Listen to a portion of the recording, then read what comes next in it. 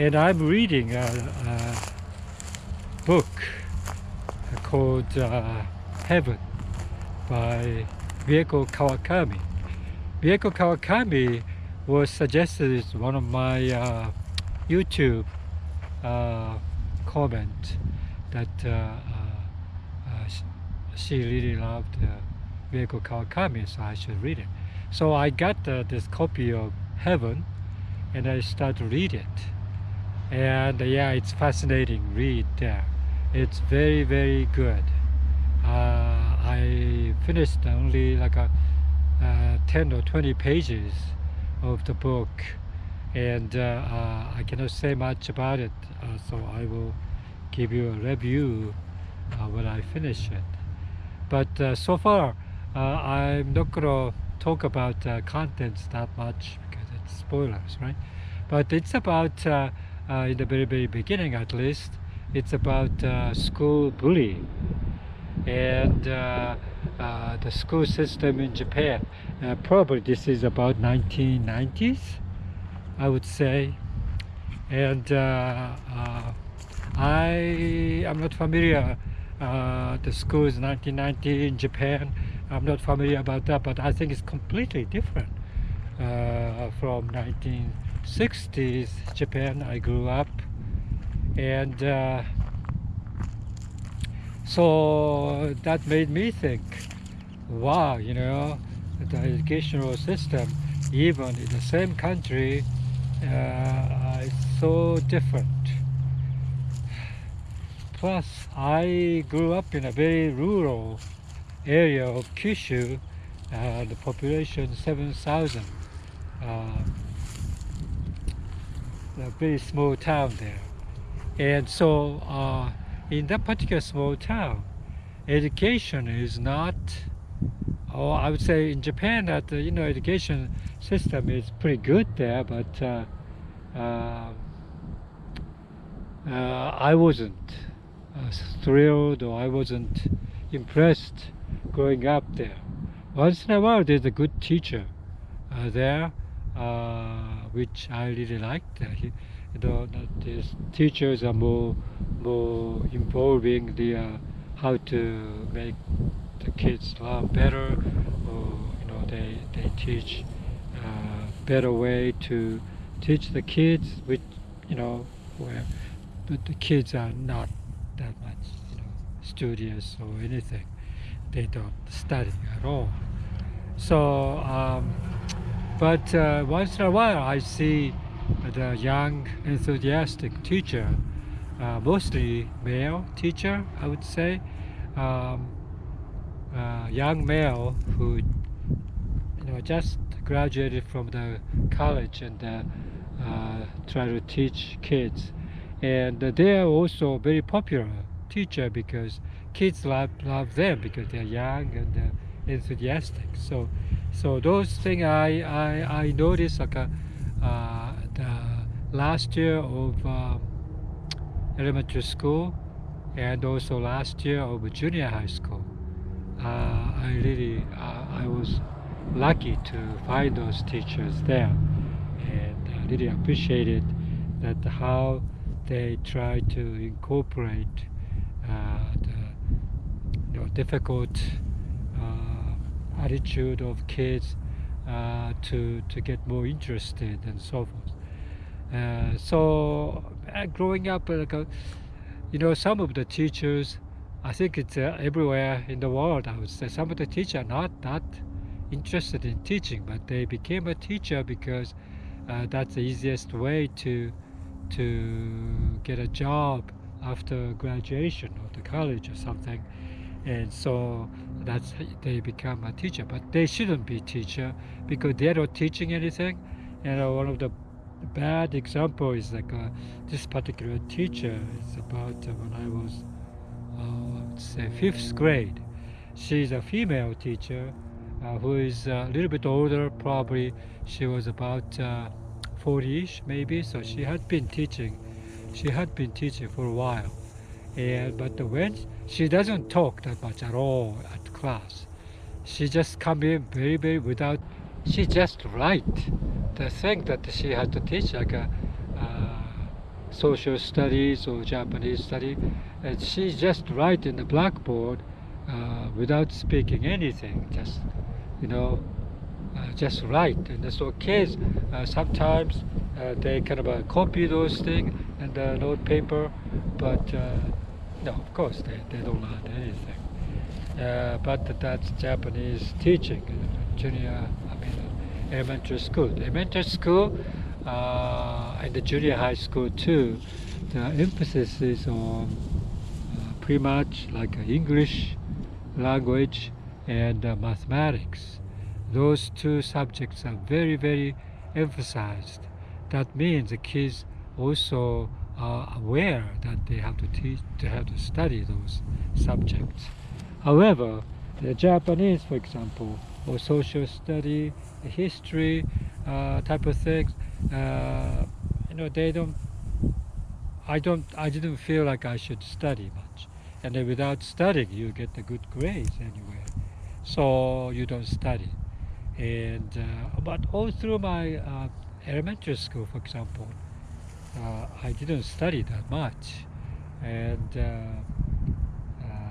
myself without studying you can get by there, you get the high grades and you become a top of the class, but oh, the high school, for example, is completely different. High school, I went to the neighboring towns high school, which kind of a reputable high school there for people who are getting to the college. They teach is very well. So in that high school, I would lots of teachers, which is very interesting, and math teacher, physics teacher, English teacher, and Japanese teacher. Surprisingly, was so amazing at that time in high school that she doesn't also teach that much Japanese grammar or anything like that. But when she comes in with smiling faces, and she starts to talk about this miscellaneous thing that happened to her just recently or whatever, and it was so funny the way she talked about the daily life of hers. It was so amusing, and so it's almost like a comedy type of stories that you hear. So the kids, the students start to laugh all through from the beginning to the end of the class. So that's how I became wow, all depending on the teacher. The class can be very, very interesting, and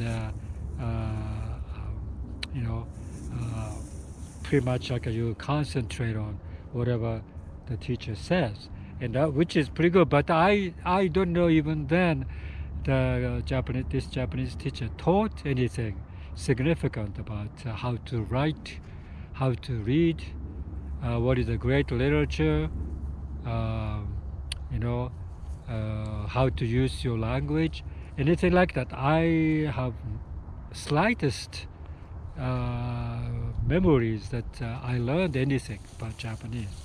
I think Japanese education is in essence, I would say, kind of neglected, or people think, general public thinks that the Japanese is your language that you speak, so there's nothing to learn from it.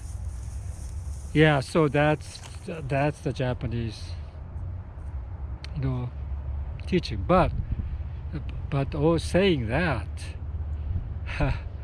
that's why I wasn't good at speaking or writing or anything like that in Japanese, and in English either, because my learning of those subjects are slim.